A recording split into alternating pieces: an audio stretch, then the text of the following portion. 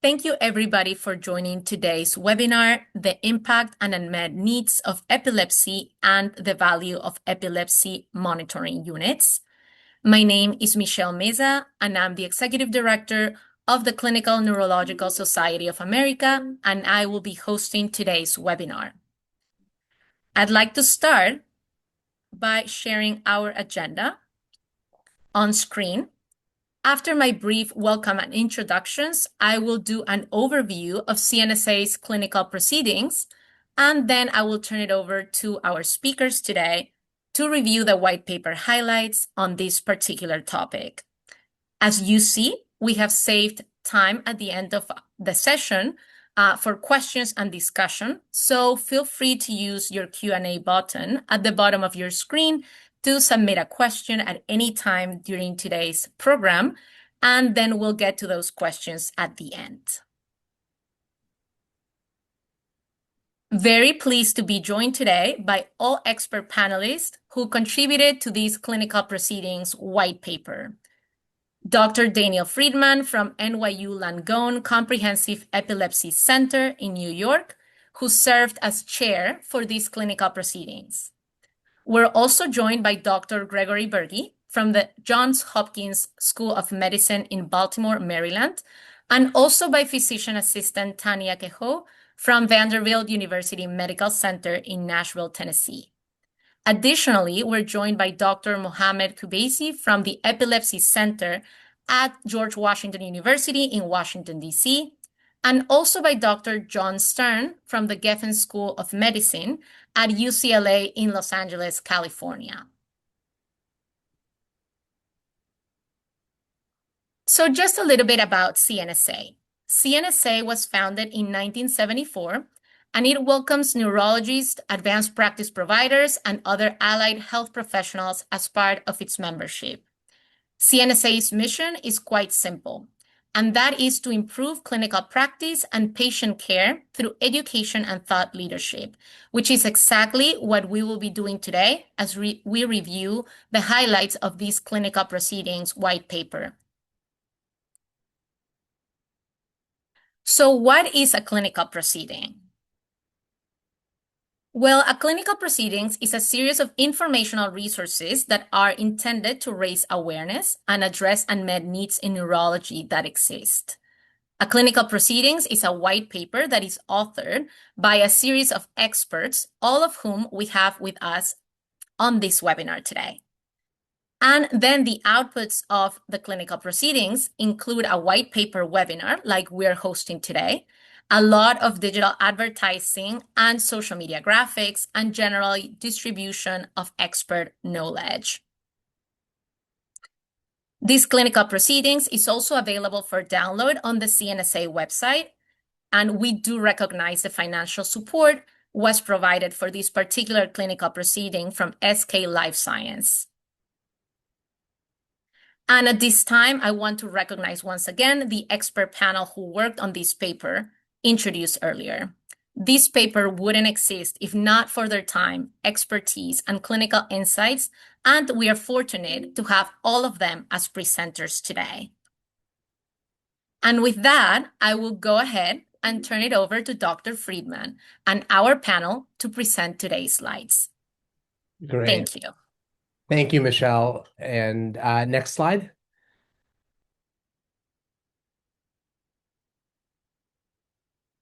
So I just want to welcome everybody to today's conversation. I have the distinct pleasure of being joined by a panel of world-class experts to discuss something that's near and dear to my heart, which is epilepsy, and also the role of epilepsy monitoring units in the diagnosis and management of patients with seizures and epilepsy. And our discussion is going to hit on several key topics. First, we're going to make sure that everybody has a shared understanding of the definition of epilepsy and its core symptom, seizures. We'll talk about the different ways that seizures can manifest in our patients and how that can make diagnosis a challenge, and how that may lead to delays in definitive diagnosis and treatment. We're going to talk about the impact of epilepsy on patients and their families, its toll on quality of life, its impact on morbidity and mortality, and touch on how underdiagnosis, misdiagnosis, or ongoing seizures can impact those outcomes. And then finally, we're going to talk about how epilepsy monitoring units, special hospital units where patients can undergo continuous audio and visual recording simultaneously with electroencephalography, can help both the definitive diagnosis of epilepsy, identify alternative treatable conditions, and highlight new treatment options for patients that aren't responding to their medications. So with that, I'll turn it over to the next panelist, Tanya Kehoe, to talk a little bit about epilepsy and seizures.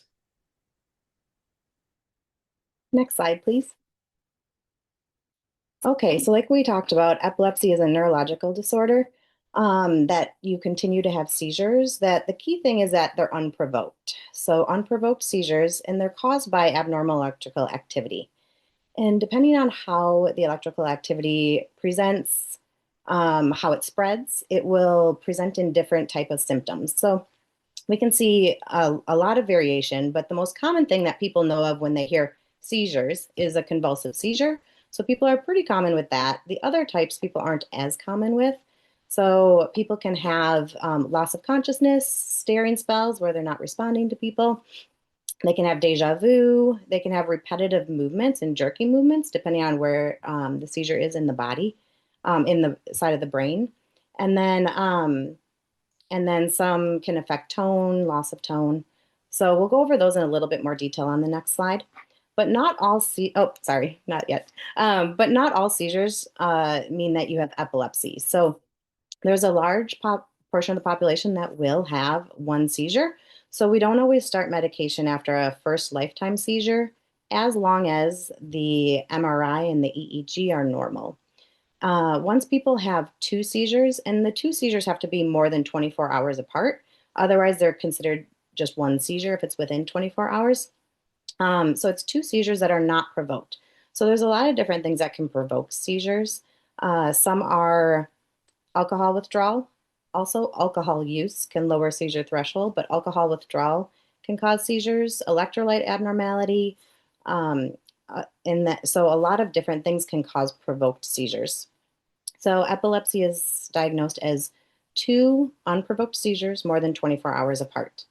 And it's actually a very common diagnosis in the US and over all demographics, as you see there, 1 in 26. Next slide, please. So we have two different types of seizures and epilepsy. So I'm going to give you kind of an overview on the focal seizures, but then also the different types of seizures that we see in both focal and in generalized. And the reason that this becomes a big important part of it, and where the EMU plays a big component, is because it's important to know if people are having focal seizures or generalized seizures when we're treating them. So with focal seizures, they start in hypothetically one part of the brain or one side of the brain, although some people can have focal seizures that have independent foci that start in both sides of the brain. But it basically starts in one part of the brain and then spreads. And depending where it spreads and how quickly it spreads, it'll look like different types of seizures, but it's usually the loss of awareness. They can have repetitive movements, and it's usually on one side of the body unless it spreads through the entire brain. So with focal seizures, you can have what's called focal awareness seizures. So where people will feel a feeling and then it goes away. They're like, "Ooh, I might have a seizure." It might be a deja vu. It might be a rising feeling. It might be a panic feeling. Some people, if they get motor stuff, they'll start getting some motor symptoms and then it goes away.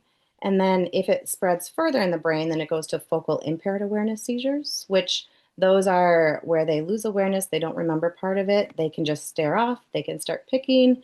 They can start repetitive movements where they go to one side. And then if it goes through the entire brain, then they go to what's called a focal to bilateral tonic-clonic seizure. And with that, it's a convulsive seizure.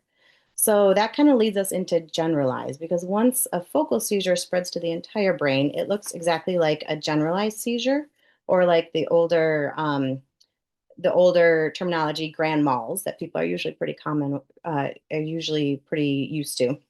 So with generalized seizures, it starts on both sides of the brain and you lose awareness. You can have some convulsions. Some people will present it's either just staring off if it's absent seizures, or if they lose tone, they can have atonic seizures, but those are all different types of generalized seizures, and it usually affects both sides of the body.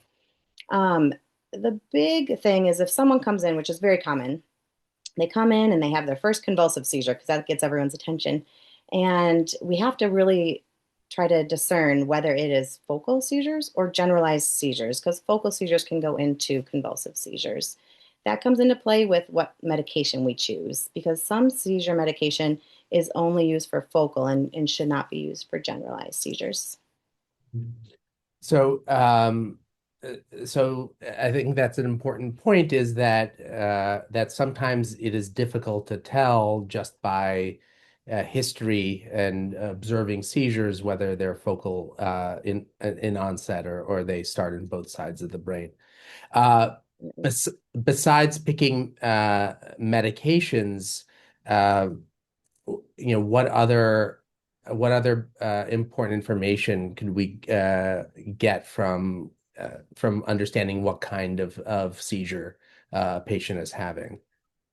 Yeah, so I think there's two things that come to mind with that question. One is um, education for the family, because if they're focal seizures, sometimes they won't realize that they're having other types of seizures. They'll just be like, "Oh no, no seizures. They didn't have any convulsions," but they're actually having these episodes where they're confused, and so they're actually having focal impaired awareness seizures.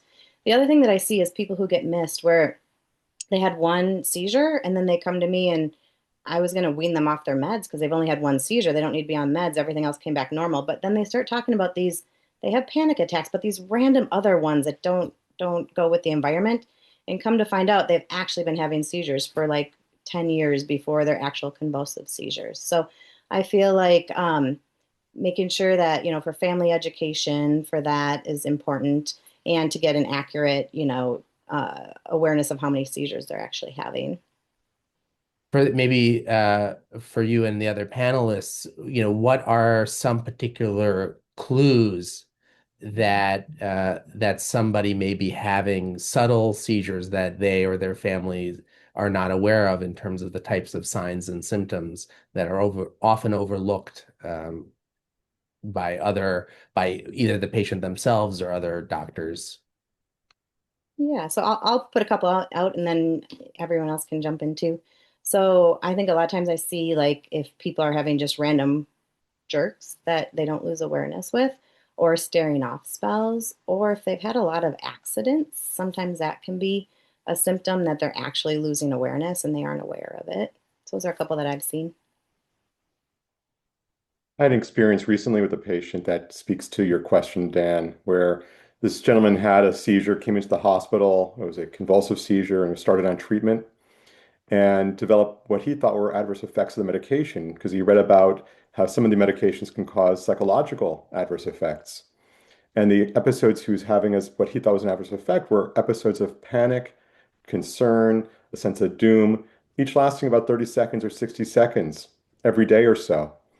And because of that, he thought he needed to be changing medication or coming off medications. And it was only in retrospect that it became clear that these were, in fact, seizures, focal seizures that were not familiar to him because the only seizure he had prior to this was that tonic-clonic seizure. John raises a very interesting point. Epilepsy is an episodic disorder. And so if you're hoping that patient is going to come into your clinic and have an epileptic seizure, that's going to be a hope that probably will be unfulfilled. And so you have to rely on the history. In today's environment, it's really nice. Sometimes family members will take cell phone videos of what has happened.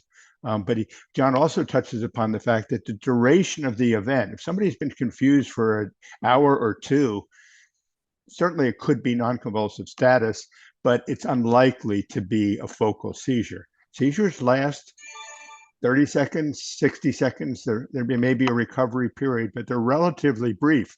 And that actually, very often then the patient or their family, brushes it off because, well, you got better, you're fine. You didn't have a convulsion. But they are relatively brief and stereotyped. Yeah, so the history should elicit a lot of the seizure symptoms, which patients may not consider seizures. Just, agreeing with all my colleagues here, what I tend to ask the patient, you ask the patient sometimes, have you had seizures? And they say no. Probably like Tanya said, because they haven't had a generalized tonic-clonic seizure. But I go through like a list of symptoms. Do you have a lot of déjà vu, jamais vu? Do you have a uprising sensation in the chest, butterflies in the stomach? Staring spells as in, losing track of time, losing touch with reality, fumbling with the fingers, chewing with the mouth. So you go through the whole thing, and often you get a history that is consistent with focal seizures, and if not from the patient, from witnesses like family members or roommates. One of my patients presented to the clinic after the first generalized tonic-clonic seizure, but when you ask him, what he experienced in the preceding year, he would say like he had like déjà vu multiple times a day. You see, if he sought medical care prior to the GTC, prior to the convulsive seizure, because of frequent déjà vu, perhaps we could have done an EEG and found the diagnosis, but he just didn't know these could represent seizures. Yeah, Building upon go ahead. building upon what these great comments, I'll add about this anecdote is it's only when I asked about olfactory hallucinations in an approachable way did he elicit oh yeah, these periods of emotional upset are preceded by the smell of a chemical toxin type of smell. And so going to what you said, Mohammed, it's asking the right questions can lead to the right answers. But then in contrast to that, going back to the importance of the history, is that history is limited because he never had a perception of any altered consciousness or awareness. Witnesses did not perceive that he had such.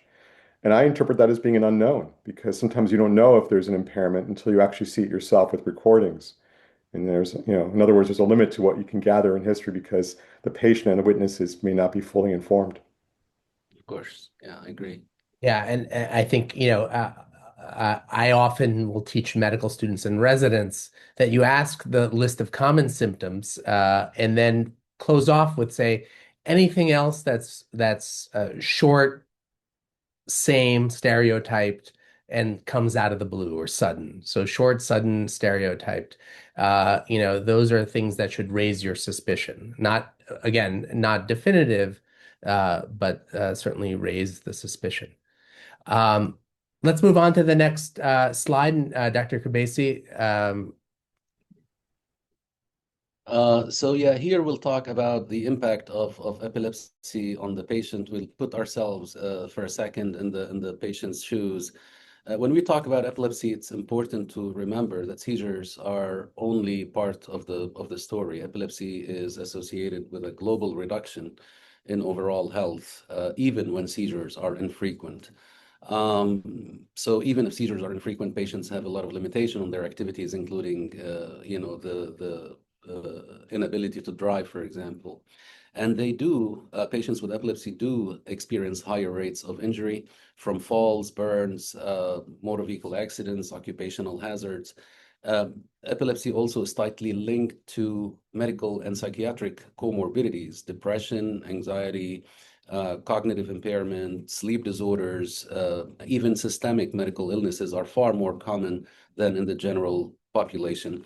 Importantly, psychiatric comorbidities are not merely a reaction to the diagnosis. They're often biologically intertwined with epilepsy itself. All this contributes to substantially higher risk of premature death. Across populations, people with epilepsy have 2 to 3-fold increased mortality risk compared with age-matched controls. This excess mortality is driven by multiple factors, including accidents, including drowning, cardiovascular disease, seizure-related causes. But among the causes of death, too, deserve special mention: status epilepticus, which is, a prolonged continuous seizure or multiple seizures without intervening recovery of consciousness. This remains a neurological emergency with significant morbidity and mortality. And the other one, which is the most tragic, obviously, is SUDEP, or sudden unexpected death in epilepsy. Often it's sudden, unwitnessed, and devastating for families. Anti-seizure medications, while life-saving, are not neutral. Medication side effects, including fatigue, double vision, dizziness, gait instability, mood changes, cognitive slowing, They can interfere with work performance, academic success, and relationships. And for some patients, these effects are as disabling, if not more, than the seizures themselves. We'll talk more about the quality of life in the next slide, but I just want to mention something about stigma. Despite medical advances, epilepsy still carries social stigma that affects employment, driving privileges, independence, and self-identity. Patients may conceal their diagnosis, avoid relationships, or limit aspirations, not because of medical restrictions, but because of the social perceptions. So next slide. Yeah. I just want to ask a question, and that is, we know that medications, anti-seizure medicines help a lot of our patients control their seizures, but not all of them. And a third of patients will continue to have seizures despite the appropriate medical therapy. How does treatment response affect the burden of epilepsy? I wish there was one answer. I mean, each patient has their own scenario. So for patients who have complete seizure control with medications, there is a subset that are adherent, and that eventually the anxiety about the unpredictability of the next seizure fades away, and they lead completely normal lives with, they can be geniuses, they can be highly productive with no limitations and what have you. Some of the patients who are fully controlled on medications, they have occasional, inadequate adherence and occasional seizure, which creates a lot of, bad repercussions in terms of the driving issues and what have you, and the stigma and all the problem that it brings. But for the 1/3, as you mentioned, Dan, who continue to have seizures, despite treatment with medications, this is the most difficult patient population where we see, most clearly the consequences of epilepsy, including cognitive and psychiatric, and increased mortality. And this is the subset where we have to, employ all we have in the new technology, including epilepsy surgery, neuromodulation, diet, and whatever we can to improve seizure control.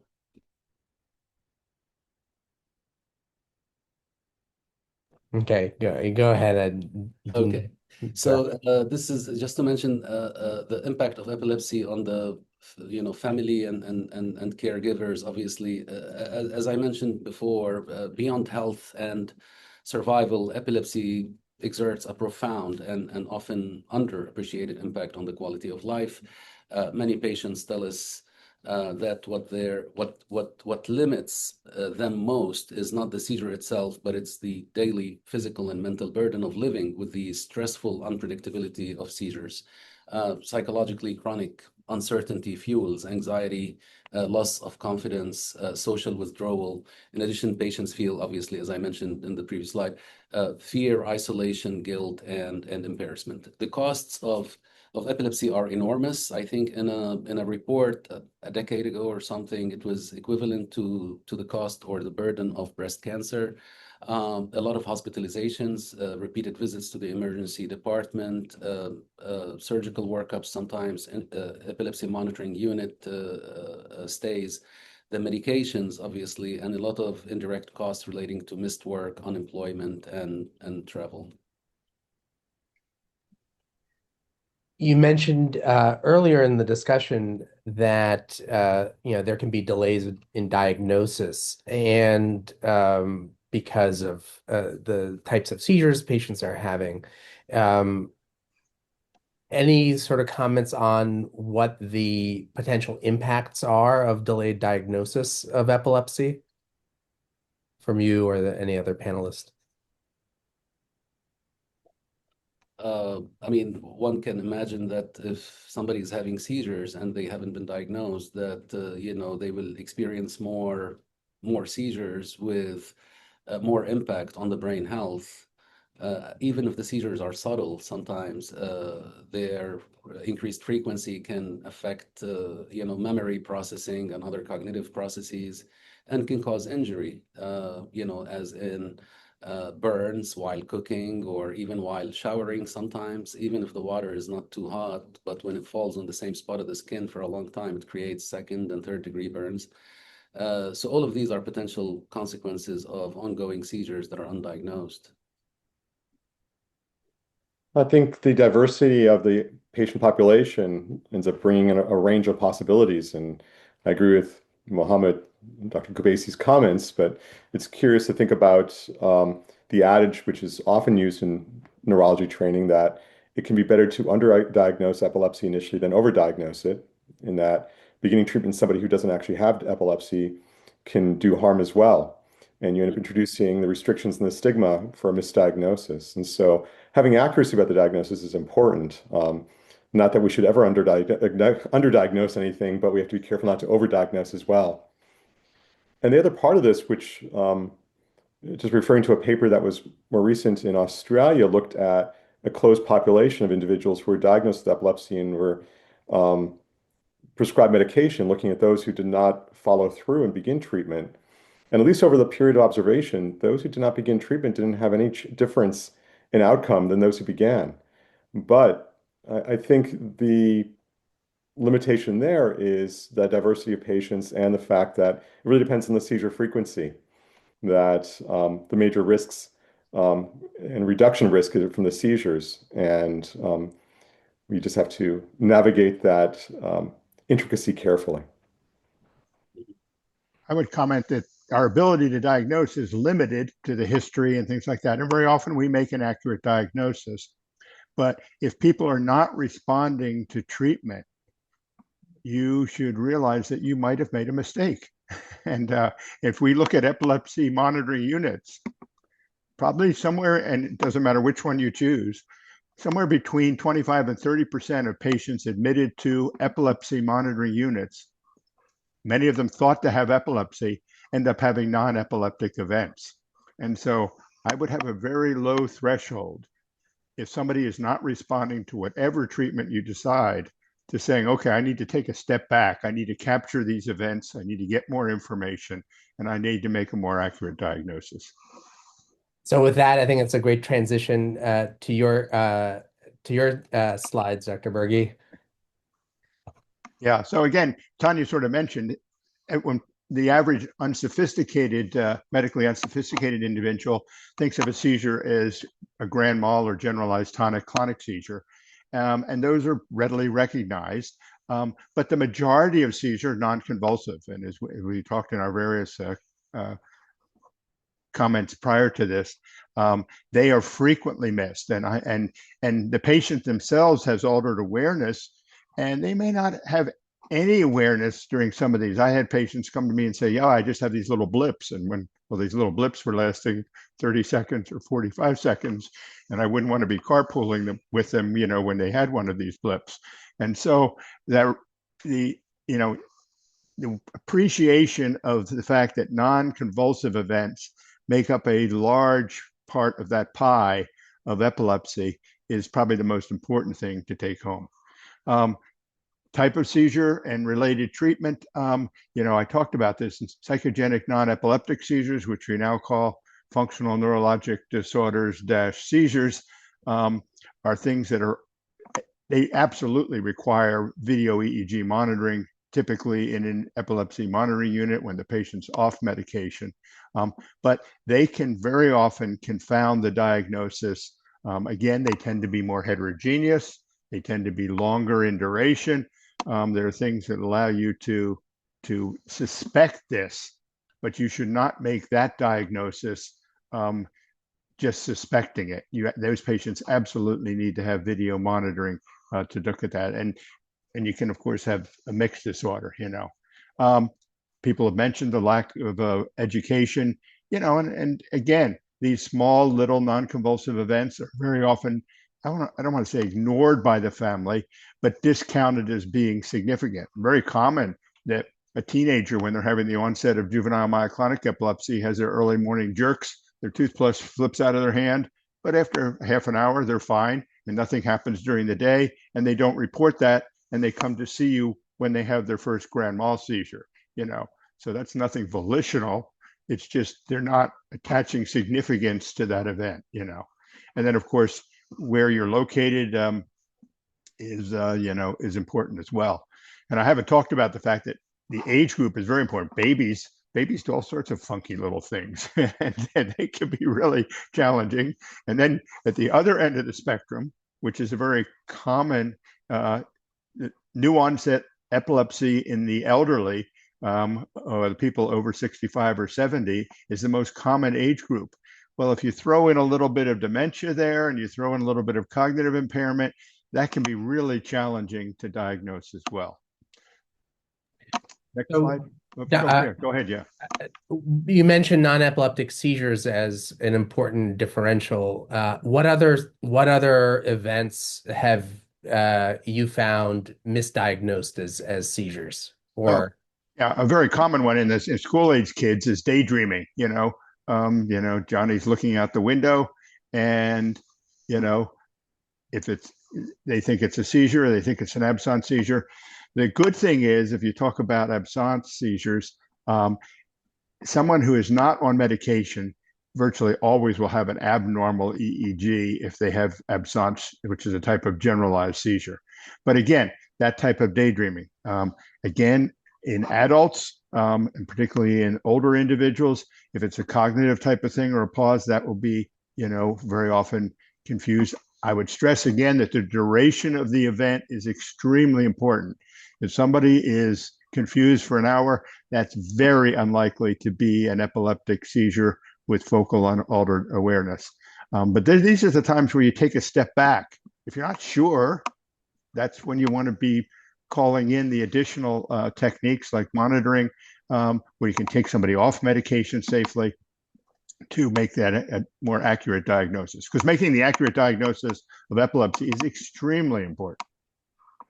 And I would argue making, an accurate diagnosis of some different condition that has specific treatments is equally as important. So and I would agree. And as I mentioned, probably 25 or 30% of EMU admissions end up not having epilepsy. And I mean, some of the more dramatic things that we've uncovered in our epilepsy monitoring, I'm sure all of you have as well, include, cardiac events, arrhythmias, asystoles, that prompt people to get pacemakers and defibrillators that could be life-saving.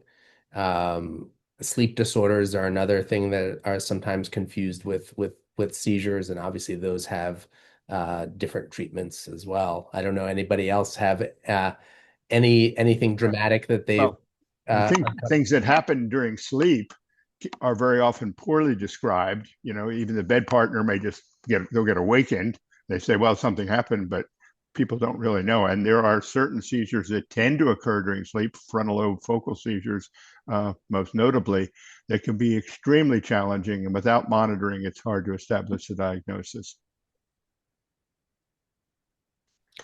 All right, next slide. I think the important point is that non-epileptic seizure does not mean psychogenic or functional. It means it was a misdiagnosis, and we need to keep our minds open to the differential for that. And to answer the question, we've seen a migraine or headache phenomena mimic seizures, and the other part, which maybe goes more to history than the MU, is iatrogenic pharmacologic causes of episodes that were misdiagnosed, which are, of course, reversed by changing in treatment for something else. Yeah, you're absolutely right. So the Venn diagram, there's going to be a large circle that says non-epileptic, and contained within that are going to be these other alternative non-epileptic diagnoses. So the epilepsy monitoring unit is now much more readily available than it was 20 years ago. Most patients I have found, I'd be interested in hearing what other people think, actually welcome the opportunity. If they're still having events, now if they're denying that they're having events or they're not aware of having events, that's one thing. But if they're still having events and whatever treatment we decide to use hasn't eliminated them, they're usually very, very receptive to coming into the hospital. It's an elective admission where they can be safely taken off medications, and they get monitoring of their EEG off of those medications. And I've found it's a rare patient who resists that, and if it isn't for financial or insurance reasons there. If typically they stay for a week or so, if they're having scalp monitoring, they can sometimes come back. If they have intracranial monitoring, where they're obviously getting a pre-surgical evaluation, then you tend to keep them there, but you take them off their medications, or at least reduce them, and you can do that safely, and then try to capture events that are similar to the events that they're happening in the outpatient arena. And obviously you correlate that then with various imaging techniques and other tests. Next slide. Oh, yeah, go ahead. Next slide. All right. So who needs an EMU? Again, your threshold should be relatively low if you're not controlling the events. Now, we have over 20 anti-seizure medicines. You should not march through 20 anti-seizure medicines before you say this person needs an EMU evaluation. In fact, a very small number, if they continue to have events, even if they're reduced, but if they continue to have altered awareness, would justify an EMU admission. Obviously, if you're making the decision to think about surgery, they've failed various anti-seizure medications, then obviously an EMU is essential to establish that diagnosis. And as Tanya mentioned, determining whether they have unifocal or multifocal epilepsy, because that will determine whether they're candidates for resective therapy.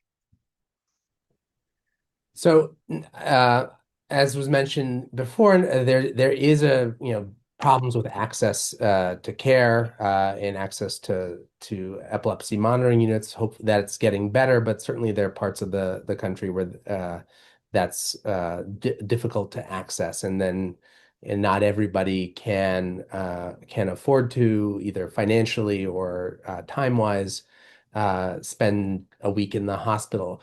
Are there alternatives to the epilepsy monitoring unit, and what are the benefits and limitations of those alternatives? So there are alternatives. All of those alternatives are, I would call, not as good as having the epilepsy monitoring unit, where you can have a much more likely to capture these events. People say, well, why can't I just have an ambulatory EEG? And certainly if somebody's having absence seizures, you can capture those fairly readily and quantify those fairly readily. Even the ones that have associated video as an ambulatory alternative, you're limited in your ability to withdraw the medication. Now, again, you can certainly try that. If you capture an event that is typical of their outpatient event, and you can see the abnormality on the EEG, then that probably can guide you for the next, several trials of therapy. Again, I would say if somebody fails additional trials particularly after a non-EMU assessment, I would bring them in for an EMU. It's an elective admission, and I would just try my best to find a center. There are lots of centers that have monitoring capability now. Again, many more than we had 20 or 25 years ago. And I would also emphasize that an important part of the epilepsy monitoring unit is the epilepsy monitoring unit nurses and the behavioral testing that goes on there. I'm sure all of you had the experience of a patient telling you that they're entirely aware of everything that's going on around them when they're having their seizure, and they could respond. And you may capture such a seizure at home, but they're alone, or if you do have a video at home, they're just watching TV. But in the epilepsy monitoring unit, somebody can actually interact with the person during their seizure in a structured way to really assess whether their awareness is preserved. And obviously that has impact on safety, on whether they can drive, operate heavy equipment, and do things that may be required for work. I've also seen a big benefit of the EMU, especially if we're suspecting functional disorder, is the patient's buy-in. So like if they go in and we capture their exact episodes and then the family sees it, they agree, they have more buy-in to it, and they're less resistive, and there's a certain percentage of people whose episodes will improve dramatically after getting a definitive diagnosis that they understand and agree with. And so I've seen people who resist the EMU and don't go in, don't have as good of results as the ones that go get a definitive diagnosis, especially with functional disorders. So maybe let's transition to Dr. Stern, who's going to further talk about the value of the EMU.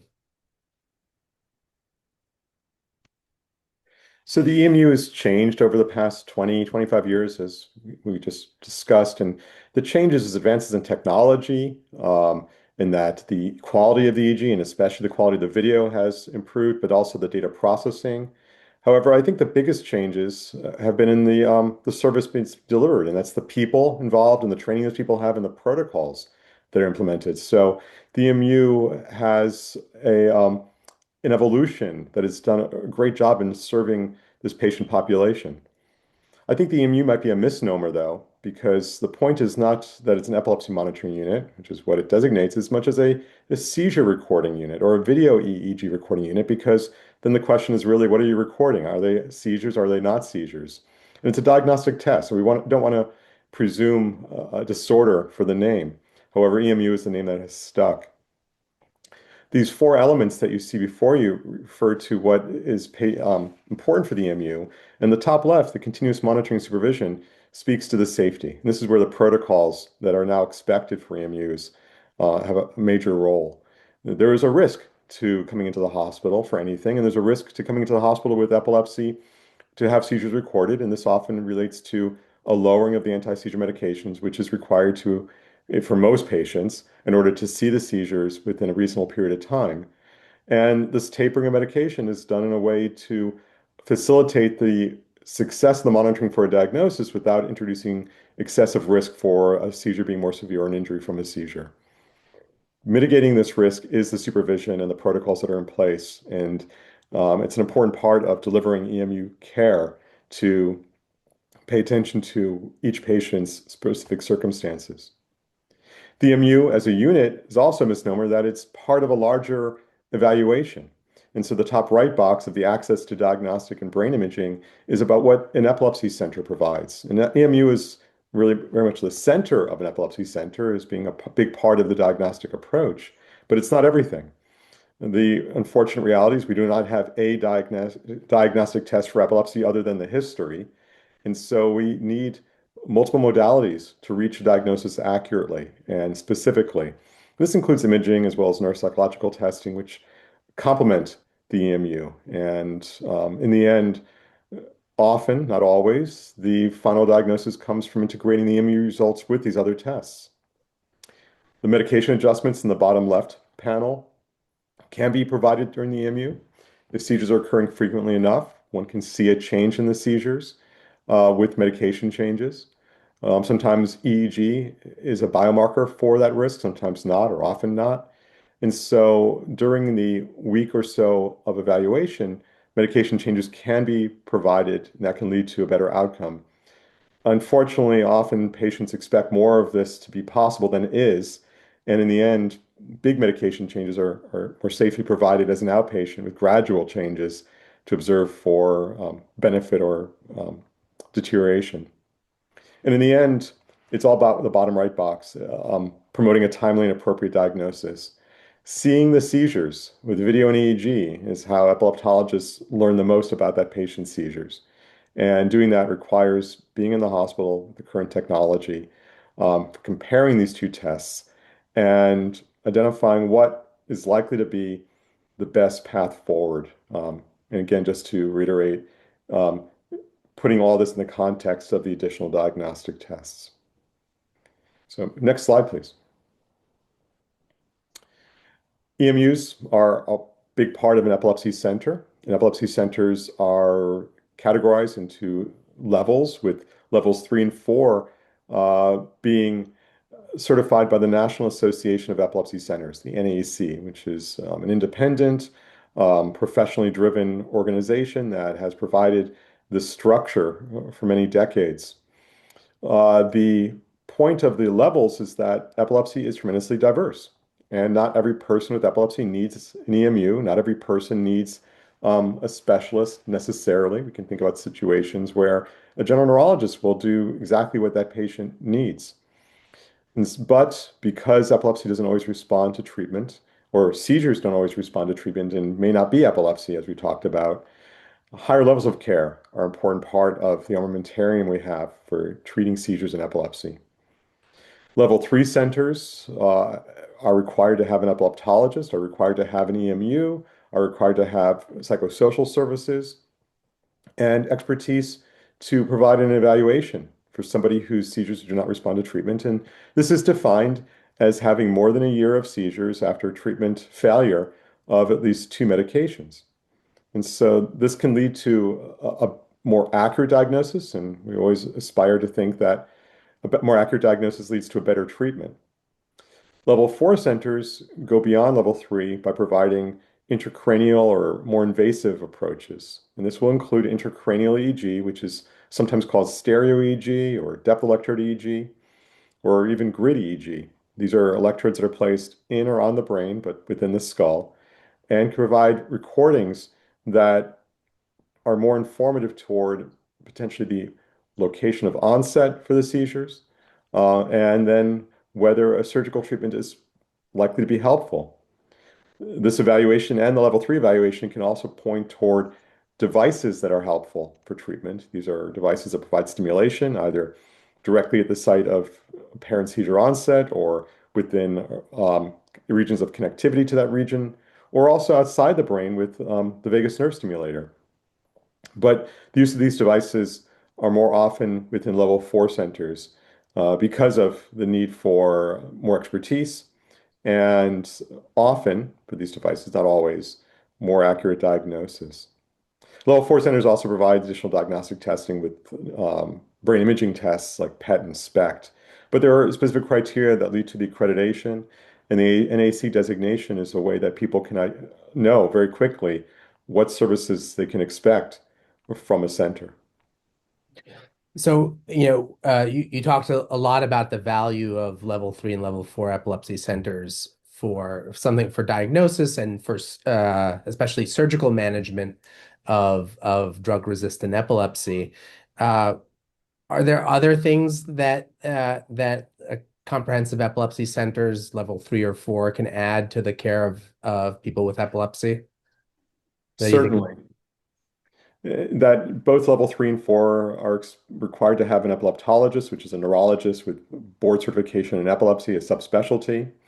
And having that certification, that training, but also the experience that follows that training leads to a better understanding of the history, the diagnosis, and sometimes having an epileptologist hear the story can lead to a more accurate diagnosis. And both centers, level 3 and 4, provide this. Such individuals also typically have more experience with a larger selection of anti-seizure medications. And sometimes it's a matter of finding that right medication that doesn't provide the problem that the person's experiencing or has the added benefit for control is what leads to success. And so the people aspect, not just the technologic aspect, in particular here, the physician aspect is an important part of what also is added. Beyond that, psychosocial services. And I'm including both or a broad range of the depression and anxiety that often accompanies drug-resistant epilepsy can be addressed by healthcare professionals who have expertise in that situation. And then also sometimes vocational counseling, social work, leading to ways of grappling with the implications of drug-resistant epilepsy that go beyond the moments of the seizures, but the larger diagnosis. Anything else that any of the other panelists want to add, that whether it's something that may be found in many centers or unique to some centers? I think what John touched upon, which is you don't want to delay the diagnosis, okay? And so there are many seizures that can be treated by a general neurologist. But if that general neurologist is saying, oh, you're only having 1 or 2 seizures a year, you're doing great. Well, 1 or 2 seizures prevents you from driving and has a major impact on your life. I often tell my patients, the patient has 1 seizure a year in many cases, that's much more disruptive than the patient that's having 4 a month, despite my best efforts. And so you mentioned the ILE has defined drug-resistant epilepsy as failure of adequate trials of two anti-seizure medicines, not 18, not 20, not 22. There are others that are available to try, but you need to realize that you're unlikely to achieve seizure control. And so that's when you should be enrolling the help of the level 3 or level 4 center, which includes obviously EMU monitoring. Another feature that it's offered typically are diet therapies. And diet therapies can be effective. It depends on the epilepsy syndrome and the patient's interests, but level 3 and level 4 often will have expertise in this as well. So next slide. So just to summarize, I want to thank all the panelists for engaging discussion.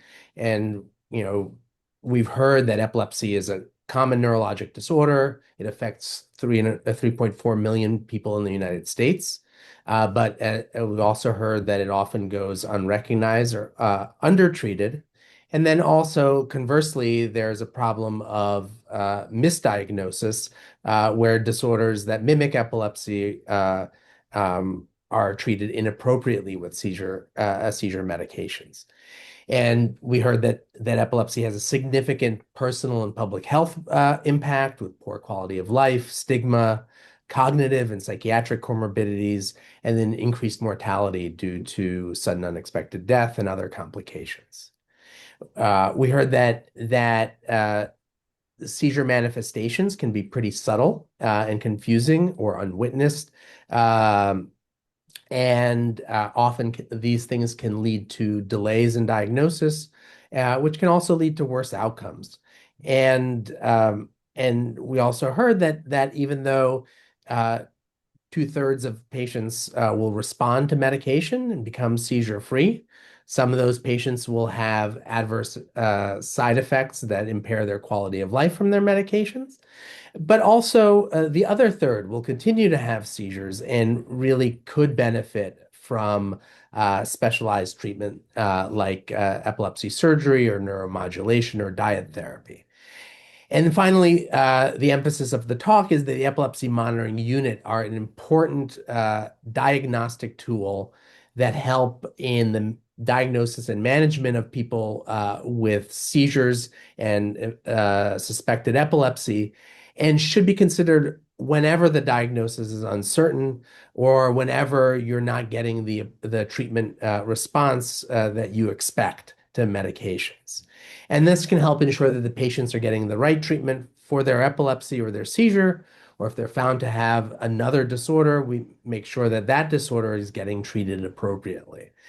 And obviously, the epilepsy monitoring unit are just one component of what a comprehensive epilepsy center offers in the evaluation for advanced treatment for people who aren't responding to first-line medications, including epilepsy surgery, but has a lot of other options that can benefit people who are impacted by epilepsy. So with that, I want to thank the audience for their time as well, and we'll open it up for Q&A.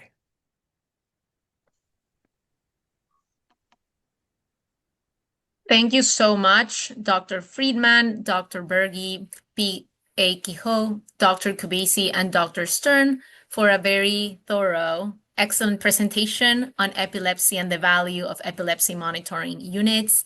So as you said, Dr. Friedman, we have about 5 minutes for questions, so folks can go ahead and put those in using the Q&A button on their screen. And I'll be calling the questions and open it up to any of you who would like to answer. Let's see.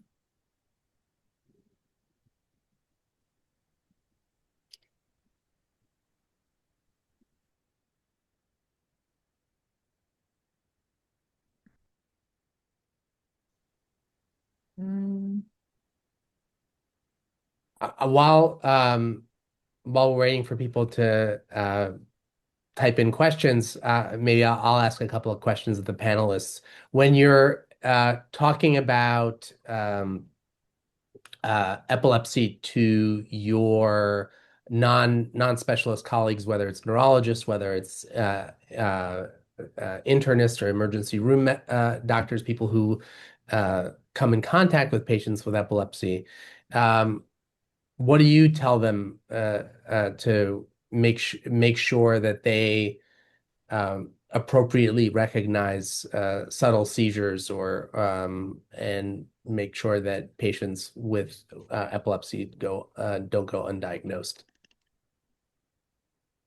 So I would like to mention there is a grand round that I give to our internal medicine department annually, which is all case presentations about how subtle epilepsy can be, including sometimes manifesting as a not just panic attack, but in another example as a PTSD. I had a patient who had seizures manifesting as a vivid recollection of a past traumatic event. And I mention all the unusual cases for them just to illustrate the broad scope of seizure manifestations and to lower their threshold to consider seizure and to send us patients for evaluation if they suspect them. I like to stress that if a patient has a brief period, 1 or 2 minutes of significant altered awareness or unawareness, and their eyes are open, that should make your suspicion of an epileptic focal with altered awareness seizure heightened. Because there are very few things that would cause me to stop talking, eyes open, staring, and be unresponsive. I see that the common thought that epilepsy is a condition of childhood is present even among healthcare providers. And so the thought of it as a possible cause in the older adult in particular is not immediately seen. But then many providers recognize the complexity of care in the older adult, and it can be overlooked in the adult in the middle years because that person seems otherwise healthy. And how could they have epilepsy at this point? And I'm talking about the onset of the condition, not the continuation of it. So it looks like we do have one question in the chat, and it asks about what do you think about AI seizure detection tools that are currently available on the market? And maybe, John, I'll let you tackle this one because I know this is an interest of yours. Certainly. So the question about seizure detection tools, not EEG interpretation otherwise, and that's a different question. So I'm going to answer the seizure detection. I think the issue really is what accuracy does one want? And so as seizures are longer in duration, they can be identified more easily with tools. And longer duration seizures are, of course, more important clinically than shorter duration seizures. And by this, I'm really referring to status epilepticus. And so if you think about what's available now, we have algorithms that can pick up prolonged seizures and provide a signal that it's present. But any diagnostic measure, and I'm including people, as people read it, there's always an error rate. And so I think of the tools as being really helpful, but as being support tools for us and help us not miss something and help us point our attention towards certain regions and help us accelerate the care that we can provide. But we can't expect any algorithm to be perfect. And so there's going to be need some human supervision for it. A number of years ago, at one of the annual seizure prediction meetings, a patient actually said, I want to know when my seizures are going to occur, but I don't want to know when they're not going to occur that you're telling me they might occur. And so people have actually, I think, appropriately gone away from seizure prediction, which sounds very sexy, to forecasting. And it is actually like the weather forecast. Like they told us in Baltimore, we might get 1 inch of snow or 24 inches of snow. I don't know how much you got in New York, but anyway. So seizure forecasting, the likelihood, the group in Melbourne has been particularly interested in this, That would be helpful to me. If you tell me, okay, Greg, you've got a high likelihood of having a seizure on Tuesday morning, that might change what I would do with regarding to this conference. Well, I think that's all the time we have. I want to thank you again. Thank you to our panelists, Dr. Friedman, Dr. Berge, BK Giho, Dr. Kubesi, and Dr. Stern for their very excellent presentations today. And just to let everybody know who's watching today's webinar, we will send a follow-up email with a recording of these as well as a link to read the white paper. Thank you so much, everybody, and we hope everyone has a great afternoon.